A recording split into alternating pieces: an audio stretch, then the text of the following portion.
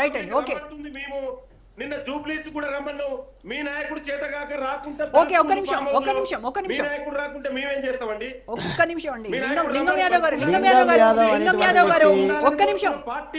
ఆయన ఉందండి common sense. లింగం యాదవ్ గారు he does not know how to speak in the debate. లింగం గారు మీరు ప్రసంగించకండి, దయచేసి క్వశ్చన్ వినండి, బహిరంగ సభ కాదు, మాట్లాడండి. ఆవేశంగా ఉధృతంగా మాట్లాడాల్సిన అవసరం లేదు. ఛానల్లో చాలా మంది ఉన్నారు. ఒక్క నిమిషం అరే ఒక్క నిమిషం ఆగండి లింగం గారు.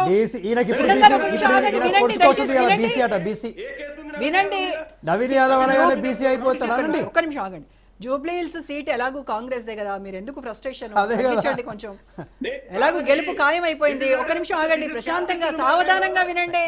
ఒక్క నిమిషం. లింగం యాదవ్ గారు ఎందుకంత ఫ్రస్ట్రేట్ అవుతున్నావు మిత్రమా? బీహార్ లో ఓడిపోతున్నారనే ఈ ఫ్రస్ట్రేషన్.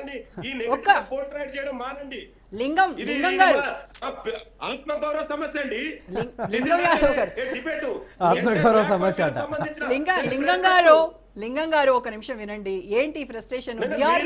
బీహార్ లో మీ పార్టీ ఓడిపోతున్నందుక? అరే ఒక్క నిమిషం వినండి.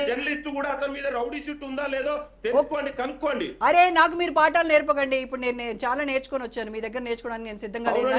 మీరు టాపిక్ మాట్లాడండి. టాపిక్ సబ్జెక్ట్ కన్ఫైన్ అవ్వండి. లింగం గారు ఎవరినైనా అంటాం, ఎవరినైనా తప్పు ఎవరి వైపు ఉండే వాళ్ళని ఖచ్చితంగా అంటాను, డెఫినెట్ గా అంటాను. తప్పు ఉంటే నేను అంటాను. ఎవరు రౌడీ షీటర్ కొడుకు అని మీరు అనుకున్నారు. నేనేం మాట్లాడలేదే దానికి, రౌడీ షీటర్ కొడుకు అని నేను అనలేదే. నేనన్నానా రౌడీ షీటర్ కొడుకు అని?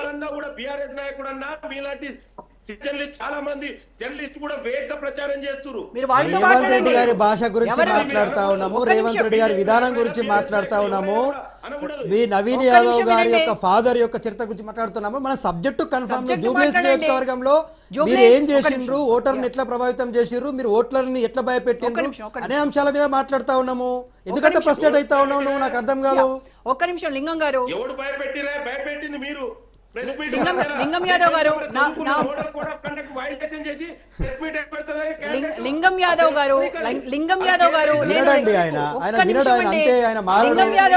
నేను రిక్వెస్ట్ చేస్తున్నాను.